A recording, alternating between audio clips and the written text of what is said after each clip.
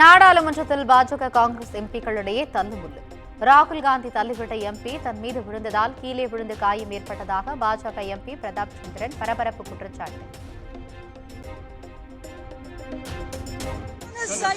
और राहुल गांधी ने आकर के एमपी को धक्का लगाया, वो मेरे ऊपर गिर पड़ा और मैं कहाँ चोट लगी सर आपको? कहाँ चोट लगी? एक बार दिखा दीजिए। ये तो बहुत खून बह रहा है। No, you want to see blood, no? See, they want to see. Sir, can you get up?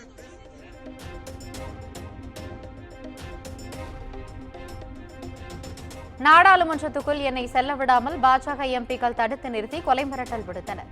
பாஜக எம்பிக்கள் தடுத்த போது எதிர்பாராத விதமாக தள்ளுமுள்ளு ஏற்பட்டதாகவும் மக்களவை எதிர்க்கட்சித் தலைவர் ராகுல் காந்தி விளக்கம்.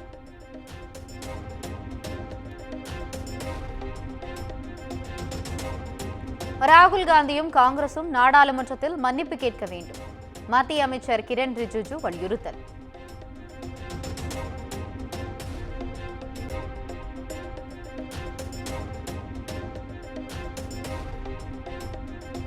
நாடாளுமன்ற வளாகத்தில் 2 எம்பிக்கள் காயமடைந்த விவகாரம் தொடர்பாக போலீசில் பாஜக புகார். பாஜக எம்பிக்கள் அனுராக் சிங் தாக்கூர், பாசுரி ஸ்வராஜ் உள்ளிட்டோர் நாடாளுமன்ற சாலை காவல் நிலையத்தில் புகார்.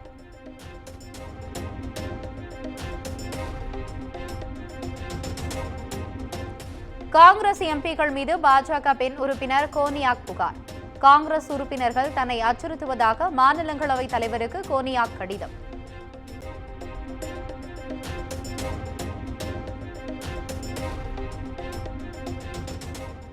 அம்பேத்கர் விவகாரம் குறித்து எதிர்க்கட்சிகள் தொடர் அமளி.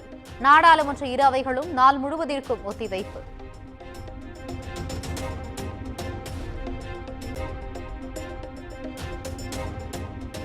மாநிலங்களவை தலைவருக்கு எதிரான நம்பிக்கையில்லா தீர்மானம் நிராகரிப்பு.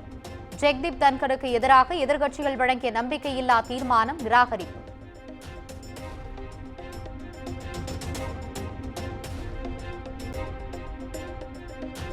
அம்பேத்கரை இழிவுபடுத்தி பேசியதற்காக மத்திய உள்துறை அமைச்சர் அமித்ஷா மன்னிப்பு கோர வேண்டும். நாடாளுமன்ற வளாகம் முன்பு எதிர்க்கட்சித் தலைவர் ராகுல் காந்தி தலைமையில் இந்தியா கூட்டணி கட்சிகளின் எம்பிக்கள் ஆர்ப்பாட்டம்.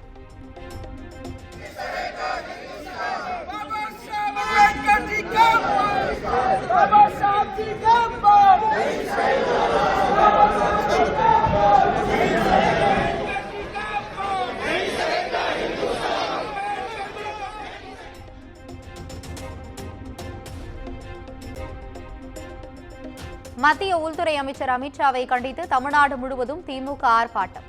சென்னை வள்ளுவர் கோட்டத்தில் திமுக அமைப்பு செயலாளர் RS பாரதி தலைமையில் போராட்டம்.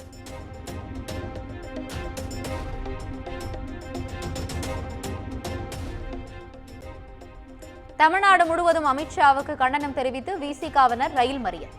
ஆம்பூரில் தண்டவாளத்தில் படுத்து போராட்டத்தில் ஈடுபட்ட விசிகாவினர் 100க்கும் மேற்பட்டோர் கைது.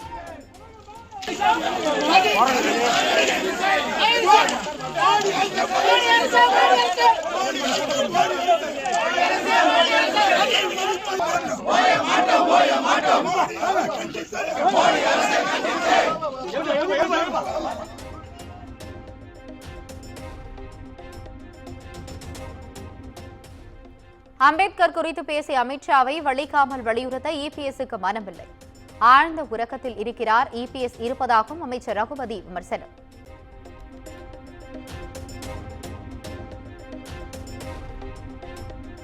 மக்களை தேடி மருத்துவம் திட்டத்தின் கீழ் பயனாளிக்கு மருந்து பெட்டகம். 2 கோடியாவது பயனாளிக்கு பெட்டகத்தை வழங்கினார் முதலமைச்சர் MK ஸ்டாலின்.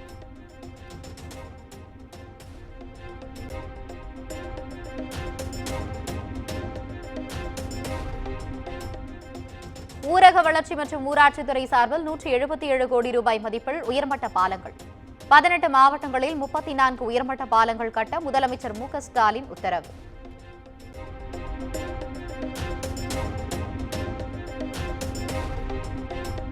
அதிமுக பொதுச் செயலாளராக எடப்பாடி பழனிசாமியை தேர்தல் ஆணையம் அங்கீகரித்ததை மறுபரிசீலனை செய்ய கோரிய வழக்கு தள்ளுபடி செய்து சென்னை உயர்நீதிமன்றம் உத்தரவு.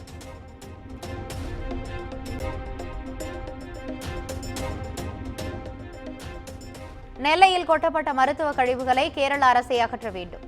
3 நாட்கள் கெடு விதித்து தென்மண்டல பசுமை தீர்ப்பாயம் உத்தரவு.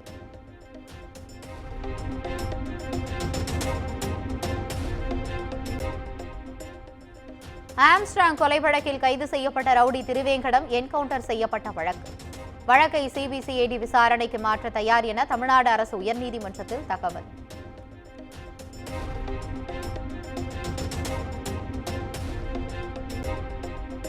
சென்னை தியாகராய நகரில் வங்கி மேலாளரை வெட்டிய முன்னாள் ஊழியரால் பரபரப்பு. முன்விரோதம் காரணமாக வங்கிக்குள் நுழைந்து தாக்குதல் நடத்தியதாக முதற்கட்ட விசாரணையில் தகவல்.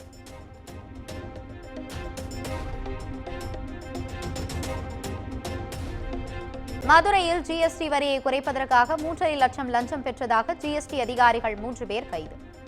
ஜிஎஸ்டி துணை ஆணையர் மற்றும் 2 கண்காணிப்பாளர்களை சிபிஐ அதிகாரிகள் கைது செய்து விசாரணை.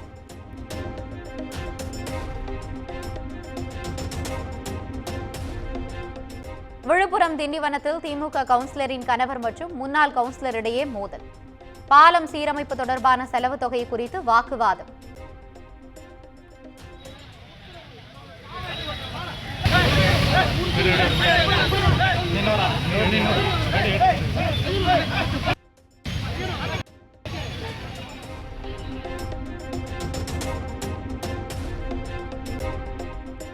பூவிருந்தவல்லியில் கடை குடோன்களில் நடைபெற்ற சோதனையில் 2 டன் குட்கா பறிமுதல். தனிப்படை போலீசாரின் அதிரடி சோதனையில் சிக்கியது.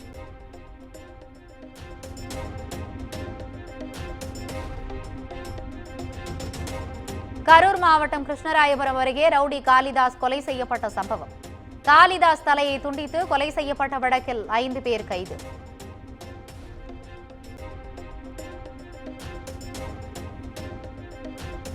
கள்ளக்குறிச்சி மாவட்டத்தில் விஏஓவை அறையில் வைத்து பூட்டிய விவகாரம். பணியிடை நீக்கம் செய்யப்பட்ட கிராம நிர்வாக உதவியாளர் தற்கொலை முயற்சி.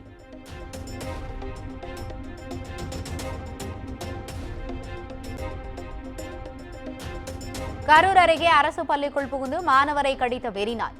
தெருவில் விளையாடிக் கொண்டிருந்த 2.5 வயது சிறுமியையும் கடித்ததால் பரபரப்பு.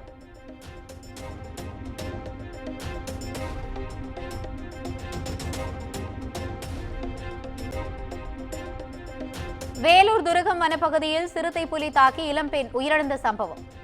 ட்ரோன் கேமரா மூலம் கண்காணிக்கும் பணியில் வனத்துறையினர்.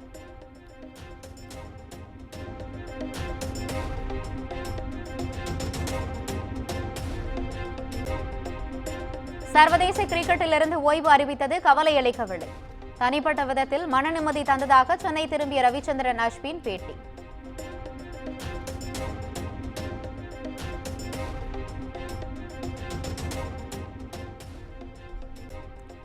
சென்னை அயனாவரத்தில் திருமணமான 17 வயது சிறுமி கர்ப்பம். குடும்பத்தினர் மீது வழக்கு பதிவு. சிறுமியின் தாய், தந்தை, கணவர், மாமனார், மாமியார் மீது போக்சோ சட்டத்தின் கீழ் அயனாவரம் மகளிர் போலீசார் நடவடிக்கை.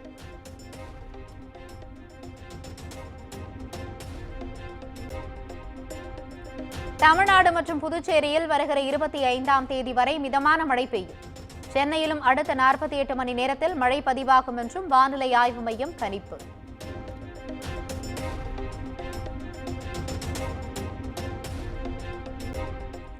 ஜம்மு காஷ்மீரில் 5 தீவிரவாதிகள் சுட்டுக் கொலை. பாதுகாப்பு படை வீரர்கள் காயமடைந்து உள்ள நிலையில் தீவிர கண்காணிப்பு.